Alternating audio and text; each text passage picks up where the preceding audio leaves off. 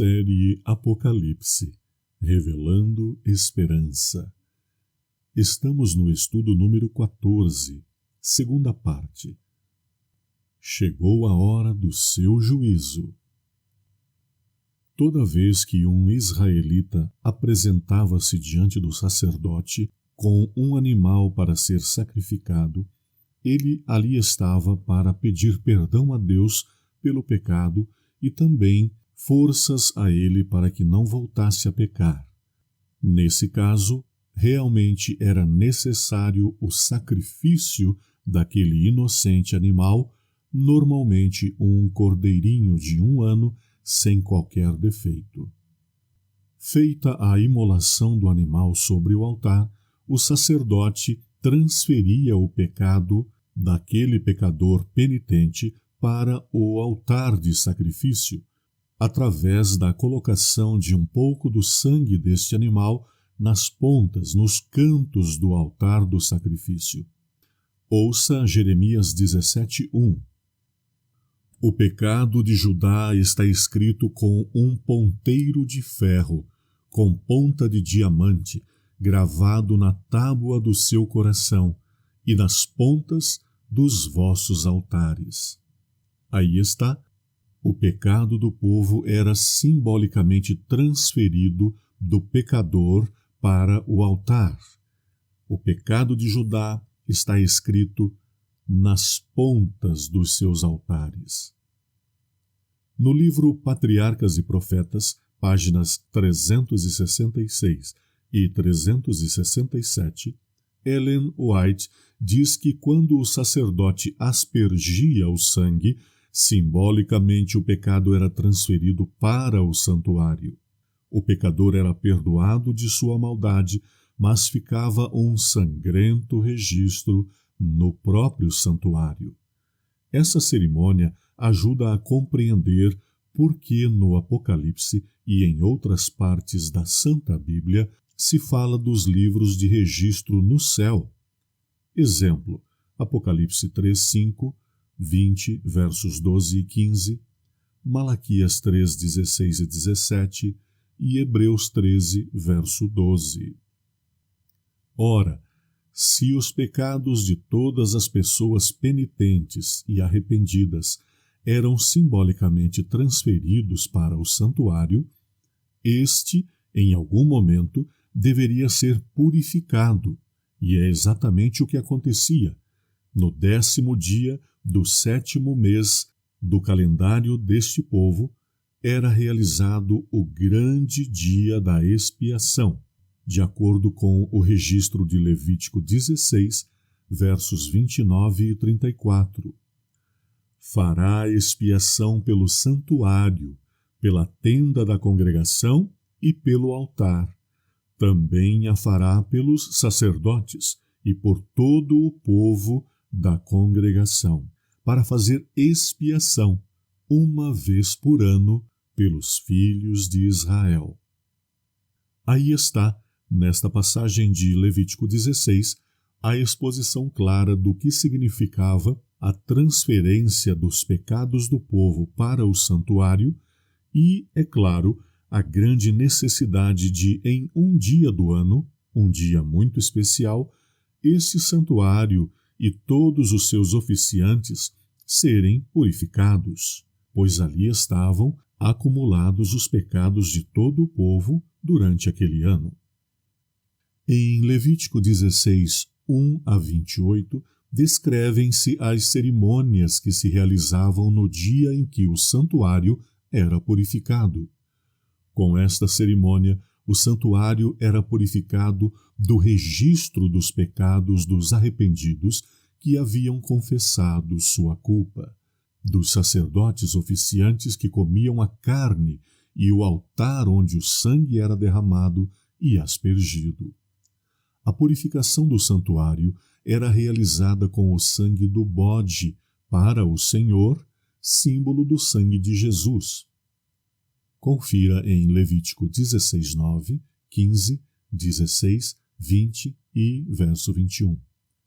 E também em Hebreus 7, 27 e 9, versos 23 a 26. Muito importante ressaltar que aquelas pessoas que infelizmente não procuravam o perdão de Deus não estavam com as vidas acertadas com Deus durante aquele ano que passou, sofriam uma penalidade oficialmente designada por Deus.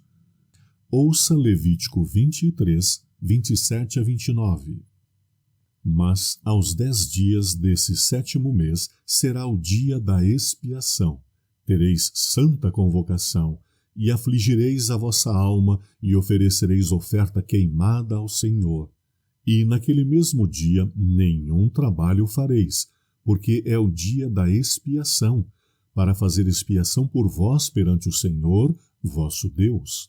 Porque toda alma que naquele mesmo dia se não afligir, será expulsa do povo. Portanto, fica evidenciado que todos os impenitentes que não haviam recorrido ao santuário para buscar o perdão de Deus, para demonstrar fé no sangue do Cordeiro, que é Cristo, todas essas pessoas seriam extirpadas ou expulsas do seu povo. Com essa cerimônia, encerrava-se o ciclo religioso do ano, símbolo do fim dos tempos. Cremos que o juízo apresentado aqui é aquele ao qual se refere o Novo Testamento, como, por exemplo, 1 Pedro 4,17. Ouça: porque já é tempo que comece o julgamento pela casa de Deus. E se primeiro começa por nós, qual será o fim daqueles que são desobedientes ao Evangelho de Deus? Neste caso, Pedro fala do juízo da casa de Deus em harmonia com Levítico 16:34. Esse juízo de investigação precede a segunda vinda de Cristo. Vejamos: todos aqueles que rejeitassem o plano da redenção, simbolizado nas cerimônias do santuário, eram, no final do ano, expulsos do povo. Não continuavam entre o abençoado povo de Deus. Sendo que todos os cerimoniais do santuário indicavam coisas futuras, temos que um juízo de expiação deve estar acontecendo também no fim do tempo, ou seja, nos dias finais que antecedem a volta de Jesus, dia em que todos os impenitentes, que não se arrependeram e que rejeitaram a graça, serão, da mesma forma, expulsos do povo de Deus. Jesus dirá: apartai-vos de mim, malditos, para o fogo eterno. Sim, prezados, da mesma forma em que os israelitas impenitentes perdiam sua identidade com o povo de Israel, muito em breve, todas aquelas pessoas que definitivamente recusaram o dom da salvação receberão a mesma penalidade, uma expulsão da eternidade. Confirmemos agora o fato de que a experiência do Antigo Testamento no santuário, mais especificamente o dia da expiação, era um símbolo de um juízo investigativo que deveria realizar-se no céu. Hebreus 9, 23 a 28. Porque Cristo não entrou em um santuário feito por mãos, figura do verdadeiro, porém no mesmo céu. Percebam, Jesus não entrou num santuário terrestre, mas no santuário celestial, assim como aos homens está ordenado morrerem uma só vez e, depois disso, o juízo. Assim também Cristo aparecerá segunda vez. Estejamos atentos, prezados, ao juízo investigativo, que, conforme vimos, começa pela casa de Deus. Qual é a casa de Deus hoje? Todos os seguidores de Cristo que se intitulam cristãos, que se dizem tementes a Deus, não só de agora, mas de todos os tempos, estão tendo seus nomes analisados um a um por Cristo no santuário celestial. Todas as pessoas que receberão o dom da salvação eterna estão tendo seus nomes vistoriados, suas ações de fé vistoriadas e, conforme os seus pedidos de perdão, conforme as suas atitudes de arrependimento, confissão e conversão, Jesus consegue, diante da majestade divina e eterna, o Pai, o perdão definitivo.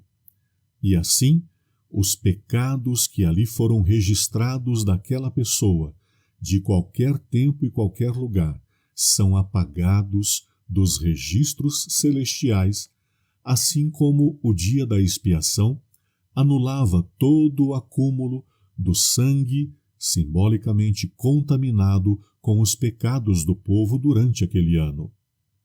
E com isto, o nome desta pessoa que será salva, cujo nome está sendo analisado hoje no céu, será mantido no livro da vida do Cordeiro, porque os seus pecados foram apagados.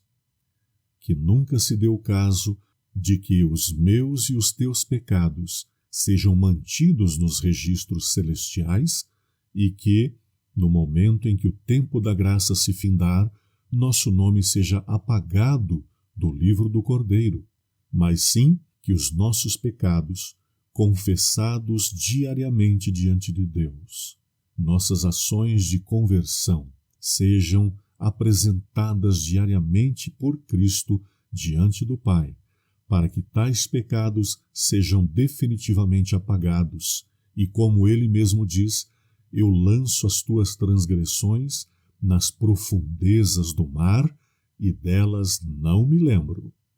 Que assim seja, o teu nome mantido no livro da vida do Cordeiro, em função da sua atitude de clamor por perdão, de confissão e arrependimento e de conversão, para que, como diz o apóstolo Paulo, viva não mais eu, mas Cristo viva em mim, que ele viva em ti. Amém. Pecador, teus pecados brancos, brancos se farão. Pecador, teus pecados brancos, brancos se farão. Ainda que sejam vermelhos como lã serão, ainda que teus pecados sejam como escarlata, brancos, brancos se farão.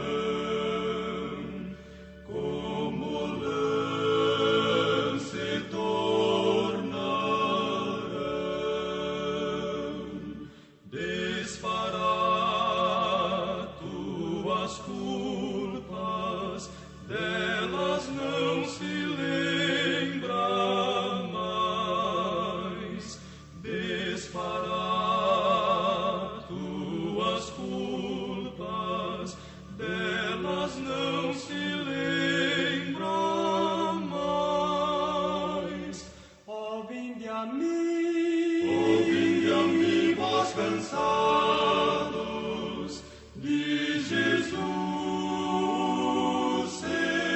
Senhor, mal embora tu sejas, mal embora tu sejas, seu descanso te dará.